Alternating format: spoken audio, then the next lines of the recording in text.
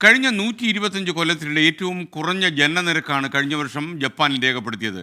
വിവാഹ നിരക്ക് ഇടിഞ്ഞു. ഈ നില തുടർന്നാൽ ഇപ്പോൾ 12.5 കോടി ജനങ്ങളുള്ള ജപ്പാനിലെ ജനസംഖ്യ 2070ഓടെ 30% കുറഞ്ഞ് 8.7 കോടിയായിട്ട് ചുരുങ്ങുമെന്നാണ് ഇപ്പോൾ ലഭിക്കുന്ന റിപ്പോർട്ട്.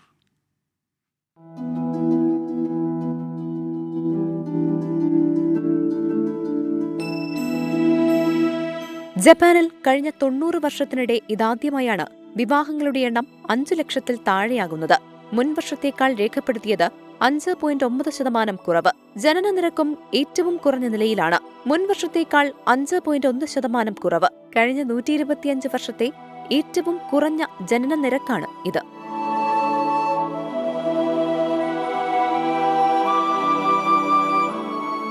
ഉയർന്ന ജീവിത ചെലവുകൾ മൂലം വിവാഹ ജീവിതത്തിനും ജപ്പാൻകാർ വിമുഖത പ്രകടിപ്പിക്കുന്നുവെന്നാണ് റിപ്പോർട്ട്.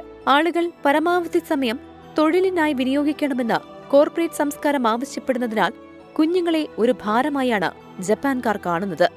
ഈ നില തുടർന്നാൽ ഇപ്പോൾ 12.5 കോടി ജനങ്ങളുള്ള ജപ്പാനിലെ ജനസംഖ്യ 2070ഓടെ 30% കുറഞ്ഞ് 8.7 കോടിയായി മാറും.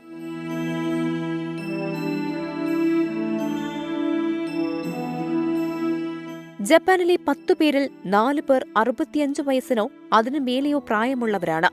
ഇത് ജപ്പാന്റെ സമ്പദ് വ്യവസ്ഥയെയും ദേശീയ സുരക്ഷയെയും ദോഷകരമായി ബാധിക്കുമെന്നതിനാൽ സാമ്പത്തിക ഇളവുകൾ ഉൾപ്പെടെയുള്ള നിരവധി പാക്കേജുകൾ ഇതിനകം ജപ്പാൻ പ്രഖ്യാപിച്ചു കഴിഞ്ഞു. Research desk 24. ലോകത്തെവിടെയായാലും ഏത് സമയത്തും 24 വാർത്തകളും ഓഗ്മെന്റഡ് റിയാലിറ്റി പാക്കേജുകളും എക്സ്പ്ലെയിനറുകളും വിശദമായി കാണാൻ ഞങ്ങളുടെ യൂട്യൂബ് ചാനൽ നിങ്ങൾക്ക് സബ്സ്ക്രൈബ് ചെയ്യാം.